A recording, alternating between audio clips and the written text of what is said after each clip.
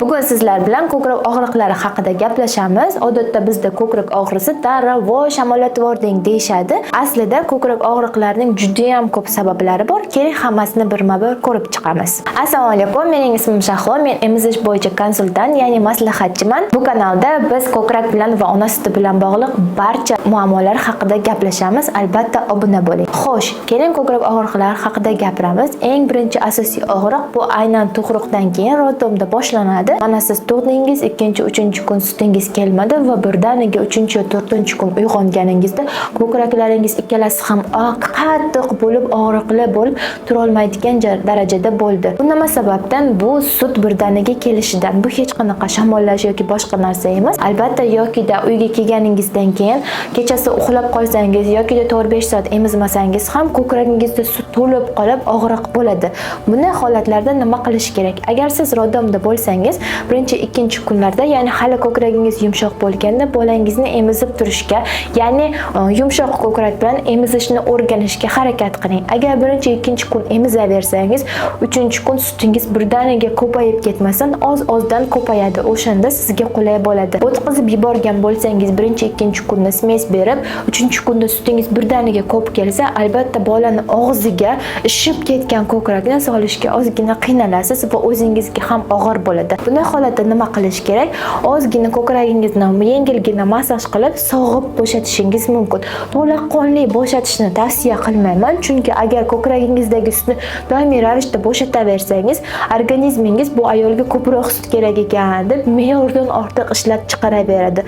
Shu sababli yengilgina sog'ib bolangizni emizishga harakat qiling. Ya'ni agar ko'kragingiz to'lib ketgan bo'lsa, hatto ko'krak uchingiz ko'rinmayotgan darajada yokida bolani og'ziga sola olmayotgan darajada ishib ketgan bo'lsa, demak bir necha texnikadan foydalanishingiz kerak. Birinchisi bu limfa drenaj massaj, ya'ni ko'krakda yig'ilgan suyuqlikni ozgina orqaga harakatlanishiga yordam berishimiz kerak. Ya'ni shunchaki mana ko'kragingizni bunaqa holatda massaj qilib qo'ltig'ingiz tagiga olib kelasiz va qo'ltig'ing tagiga ozgina urasiz. Shu holatda suyuqlikni tepaga ko'targan bo'lasiz. Ko'krak uchingiz umuman ko'rinmayotgan bo'lsa agar, barmoqlaringiz bilan areolani ozgina bosib turasiz.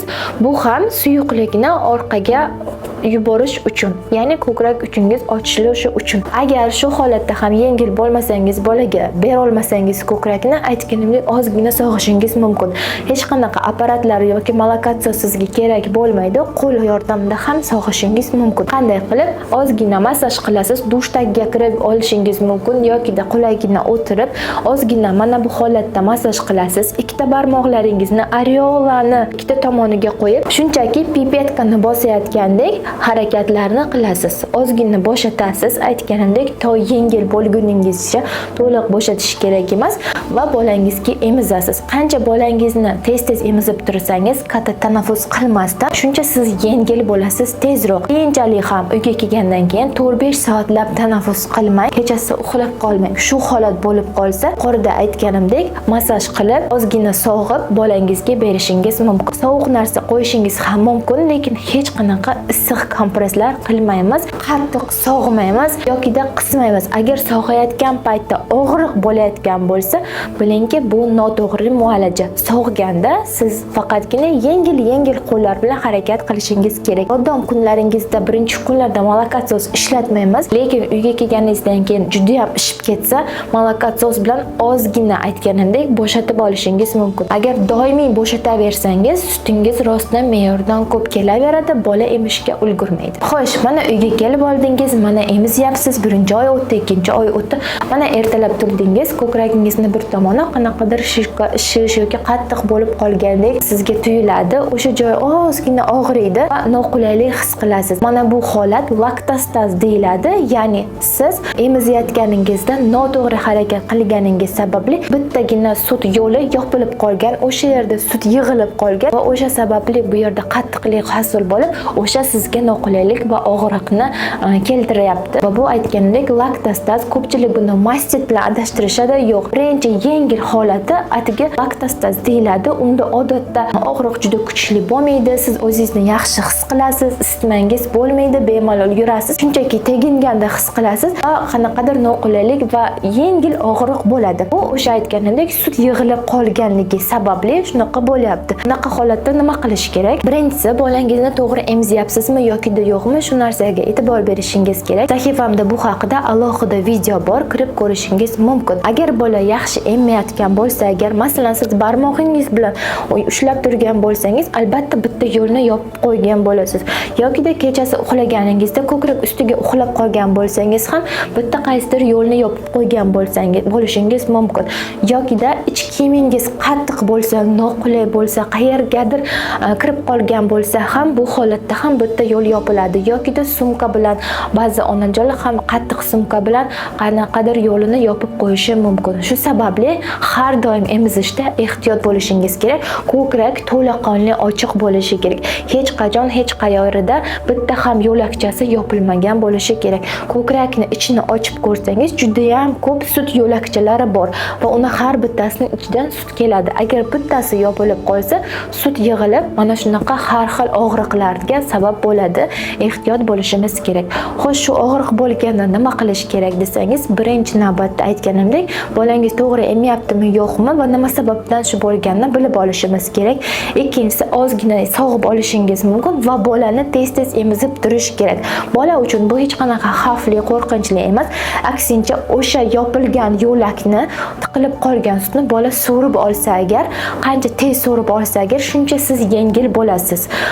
Sog'amiz, bolaga beramiz, bola emib tortib oladi va siz yengil bo'lasiz.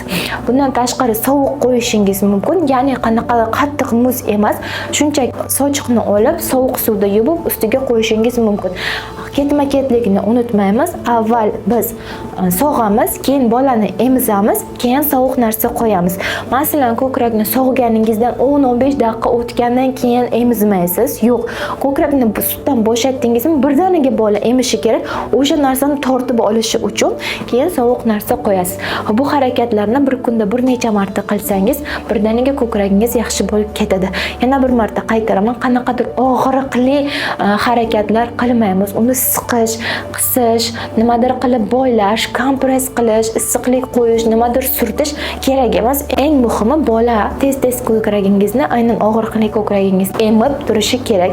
Faqatgina ikkinchi ko'krak haqida unutmaymiz. Agar bu holatingiz yaxshi bo'lmasa yokida siz og'riqlarga e'tibor bermasdan ishlaringizni qilaversangiz, yana emizmasangiz, bolangizni ko'p tanaffus qilaversangiz, sut yig'ilib keyingi bosqichga mastitga o'tadi.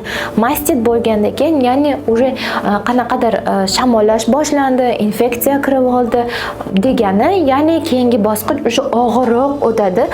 Organizm o'sha yig'ilib qolgan sutga qarshi kurashishni boshlaydi. Isitma ko'tariladi, ahvolingiz og'irlashadi, og'riq kuchli bo'ladi, ko'kragingiz qizarib, shishib ketishi mumkin, shishlar bo'ladi va xuddiki qattiq joyi ko'payib ketayotgandek bo'ladi. Bu holatda ham qo'rqmasligingiz mumkin.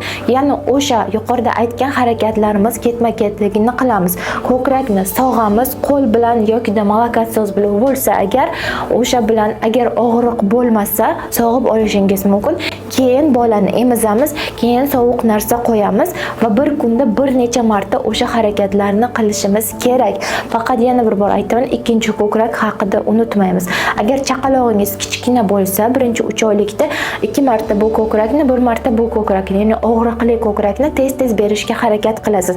Chaqalog'ingiz kattaroq bo'lsa va kam emadigan bo'lsa, uyqu atroflarida, ya'ni uxlatishga, uxlaganda og'riqli ko'kragingizni bering, chunki o'sha paytda ko'proq bolalar emishadi. Agar ko'ryapsiz, yana 2-3 kun o'tdi, umuman ahvolingiz yaxshi bo'lmayapti, og'irlashib ketyapsiz, isitmangiz tushmayotgan bo'lsa yoki sog'ayotganingizda gunoy chiqayotgan bo'lsa, demak shifokorga murojaat qilishingiz kerak bo'ladi va UZI qilishga to'g'ri keladi. Agar gunoy bor bo'lsa, emizishdan to'xtatish shart emas, shunchaki sizga antibiotik, ya'ni emiziklilar uchun to'g'ri keladigan antibiotik yozib berishadi. Uni ichib bolani ko'kragni emizasiz. O'zida absses degan narsa ko'rsak agar, demak vaqtinchalik ba'zi holatlarda emizmaslikni tavsiya qilishadi. Absses degani bu ko'krak ichida mana shu hosil bo'lgan gunoy ustidan organizm himoyalash uchun maxsus qobiq yasashni boshlaydi va o'sha qobiq keyin o'sha gunoyni chiqarishiga, ya'ni chiqib ketishiga yoki so'rilib ketishiga xalaqit beradi. Agar o'zida absses ko'rsangiz, unda xirurgga yoki mammologga ko'rishasiz va ular sizga o'sha gunoyni chiqarishga yordam beradi. Qo'rqmang, oldinlari qo'rqitishgani ko'kragingizni kesib, qanaqadir qo'rqinchli muolajalar qilishmaydi. Shunchaki drenaj qo'yib yoki shprits bilan o'sha gunoyni tortib olishadi. Agar o'sha drenaj ko'krak uchiga yaqin qo'ysa, emizish mumkin emas. Uzoqroqda bo'lsa agar emizishingiz mumkin. Yo'q, emizish mumkin emas desa agar shifokorlar, 2-3 kun bolangizni emizmasangiz ham o'sha gunoyni chiqarib olganda boshqa ko'kragingiz bilan emizib turishingiz mumkin. Lekin bu ko'krakni sog'ishni unutmaymiz. Aytganimdek, sut yana yig'ilib qolmasligi kerak. Bu narsaga e'tibor beramiz. Lekin bu qo'rqinchli narsa emas. Albatta, yana keyin emizishingizni o'z yo'liga qo'yishingiz mumkin. Eng muhimi, yuqorida aytganimdek, sog'ib bolani emizib, sovuq narsa qo'yishga harakat qilsangiz, uy sharoitida ham tezroq ko'kragingizga yordam berishi mumkin. Qayta bu holat kuzatilayotgan bo'lsa, demak siz nimadir noto'g'ri qilyapsiz yoki bolangiz noto'g'ri emyapti yoki ko'krak uchingizni qattiq tishlab olyapti yoki milklari bilan qisib olyapti yoki siz kechasi uxlab qolyapsiz, ko'p tanaffus qilyapsiz yoki o'qishga borganingiz uchun 3-4 soatlab emizmayapsiz yoki ichki kiyimingiz qattiq noto'g'ri bo'lganligi uchun mana shu holat qayta bo'lyapti. Shuni oldini olishni unutmang va harakatingizni qiling. Keyingi yana bir muhim og'riqlardan biri, bu bilan ham ko'p onalar uchraydi. Bu ko'krak uchida yara bo'lishi. Agar bolangiz ko'kragingizni tishlab olsa yoki doimiy faqat ko'krak uchingizni emaversa, ko'krak uchida og'riqlar shunaqangi kuchli bo'ladiki, hatto zirqirab ketasiz, emishdan qo'rqasiz. Agar bu holat birinchi kunlarda rodomda bo'layotgan bo'lsa, faqatgina to'g'ri emizishga e'tibor berishingiz kerak. Ko'ryapsizki, bola to'g'ri emyapti, areolini emyapti, ko'krak uchida osilmayapti, lekin baribir og'riq bormi? 1-2 kun chidashga to'g'ri keladi. Chunki bu birinchi homilangiz bo'lgani uchun, bola endi moslashgani uchun ko'krak uchingiz ozgina shunaqa holatda, og'riqli holatda bo'ladi. Masalan, og'izga olganda ozgina og'riq bor, lekin emayotganda og'riqni his qilmasangiz, demak bu fiziologik holat. Agar emayotganda ham og'riqni his qilayotgan bo'lsangiz, demak bolangiz noto'g'ri emyapti, demak bola ko'krak uchini emib o'tiribdi. Aytganimdek, yo'q, ko'krakni olamiz og'zidan, areola bilan to'laqonli og'ziga solishga harakat qilamiz. Ko'krakni olayotganda bola og'zidan tortib olmaymiz, chunki ko'krak uchini tishlab olishi mumkin. Mana bu barmog'ingizni og'izni bir uchiga solsangiz, og'izdagi vakuum ochilgandan keyin ko'krakni astagina chiqarib olishingiz mumkin. Ehtiyot bo'ling ko'krak uchimizga. Lekin uyga kelganingizdan keyin yoki bola katta bo'lganidan keyin mabodo ko'krakni uchini tishlab olsa yoki boshqa bir sabab orqali yara bo'lgan bo'lsa, unda nima qilish kerak? Eng muhimi aytganimdek, to'g'ri emizishga e'tibor beramiz. Juda ko'p bu haqida gapiryapman, lekin agar bola noto'g'ri emsa, biz bu yarani tuzata olmaymiz, nima qilsak ham. Chunki faqatgina ko'krak uchini emaversa, yara qayta bo'laveradi, kattalashib ketaveradi. Shu sababli shu narsaga e'tibor berishimiz kerak. Xo'sh, yara bo'lganda uni hech qanaqa ortiqcha qanaqadir yog'lar, mazlar, keraksiz narsalar bilan surtish kerak emas. Ayniqsa yuvish kerak bo'lgan mazlar ko'p surtaversangiz, ko'krak uchiga ko'p teginaversangiz, u yara kattaroq bo'ladi. Harakat qilamiz tegmaslikka, quruq holatda saqlashga va o'zingizni sutingizni mana ozgina sog'ib, ustidan surtib ochiq holatda qoldirsangiz bo'ladi, ich kiyim kiymasdan. Nimadir surtkim kelyapti desangiz, tarkibida lanolin bor bo'lgan kremlarni ishlatishni tavsiya qilaman, lekin uni ham qalin qilib surtmaymiz, yengilgina qilib surtamiz, uni ham ochiq qoldiramiz. Lekin o'zingizni sutingiz juda ham yaxshi tuzatishga yordam beradi. Ba'zi onalar ich kiyimsiz yursam yoki ochiq qoldirsam og'riydi, ko'ylagim teginib ketadi deydi. Bu holatda bitta sochiqni olasiz, aylantirasiz, dumaloq bublik holatiga keltirib, ustidan qo'yasiz. O'shanda nimadir kiyim kiysangiz agar ko'krak uchiga hech nima teginmaydi. Va bitta muhim maslahatim, ko'krak uchida muammo bo'lganda, molakatsiz ishlatmaslikka harakat qiling. Chunki agar molokotsozni sog'adigan qismi sizning ko'kragingizga to'g'ri kelmasa, ko'krak uchingizda juda ham qattiq og'riq bo'ladi va u yaxshi bo'lmasdan qaytanga qattiq og'riq bo'lib battarlashib ketaveradi. Shu sababli agar bolani mana shu holatda emizmoqchi bo'lmasangiz, qo'l bilan sog'ishga harakat qiling. Aslida agar yara yengil bo'lsa, agar emizsangiz yaxshiroq, shunchaki og'ziga to'g'ri solib va ko'proq ochiq qoldirib quruq holda saqlasangiz. Lekin yara chuqur bo'lib ketgan bo'lsa, qonagan bo'lsa, juda ham og'riyotgan bo'lsa, vaqtinchalik emizmasligingiz mumkin. Ya'ni bu ko'krakni 6 soat minimum bolani og'ziga solmaslikka harakat qiling. O'sha 6 soat davomida yarangiz asta-sekinlik bilan bitishni boshlaydi, lekin sog'ib turishimiz kerak. Chunki agar bu yerda sut yig'ilib ketsa, siz ham bolaga emiza olmasangiz, ham sut yig'ilib qolsa, bu biz uchun katta muammo. Shu sababli tez-tez har yarim soatda, 1 soatda sog'ib turasiz. Bolaga o'sha sog'ilgan sutni bemalol berishingiz mumkin. Agar yarangiz juda ham chuqur bo'lsa va bitmayotgan bo'lsa, shifokorga murojaat qilishingiz mumkin va ular sizga o'sha yarani bitishiga yordam beradigan mas yozib beradilar va siz 1-2 kun emizmasligingiz mumkin. Ikkinchi ko'krak bilan emizasiz, bu ko'kragingizni esa sog'ib turasiz. Faqatgina bolani siydiklariga, ich kelishlariga e'tibor berishimiz kerak, chunki bitta ko'krakdagi sut yetarlicha bo'lmasligi mumkin. Aytganimdek, bu ko'krakni sog'ib turishni unutmaymiz. Xo'sh, yana bitta narsa haqida aytib o'tmoqchiman. Ba'zan bo'ladi, ko'krak uchida oq nuqtacha paydo bo'ladi, qanaqadir plyonkachaga o'xshagan. Bu nima? Bu o'sha bolangiz noto'g'ri emgani sababli qaysidir sut chiqadigan yo'lni yopib qo'ygan va o'sha yerda sut tiqilib qolgan va o'sha yo'lakchadan aynan sut chiqmaydi. Bu yerda shish paydo bo'ladi, og'riq bo'ladi, ko'krak uchida ham og'riq bo'ladi. O'sha oq nuqtacha ko'krak uchingizda ko'rsangiz, qo'rqib ketmang.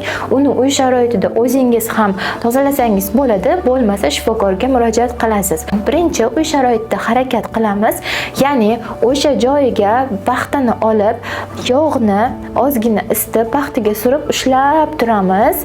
Keyin ozgina namlangandan keyin paxtani olib qo'limiz bilan ishqalashimiz mumkin. Bu tomonga bunday qilib har xil tomonga siqib, bir necha kun shu holatda takrorlaysiz va bolaga emishga berasiz. Ko'krak uchingizdan o'sha tiqilib qolgan sutni aytganimdek tortib olishi uchun.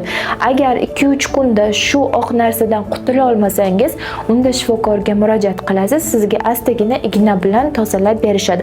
O'zingiz uyda igna solib tozalashga harakat qilmang, chunki bu faqat steril holatda qilinadigan narsa. Lekin buning ham sababi noto'g'ri emizish bo'ladi. Ko'rib turganingizdek, barcha ko'krak og'riqlarida muammolarning asosiy sababi bu noto'g'ri emizish. Shu sababli har doim bolaga ko'krakni berayotganingizda, kechasi ham, kunduzi ham bola og'zini to'liq ochyaptimi, areola bilan olyaptimi, shu narsaga e'tibor bering va albatta emizishlar o'rtasida katta tanaffus qilmang, sut yig'ilib qolmasligi uchun. Shunday ma'lumotlar siz uchun foydali bo'layotgan bo'lsa, albatta YouTube kanalimga obuna bo'ling, like qo'ying. Keyingi videolarda ko'rishguncha xayr.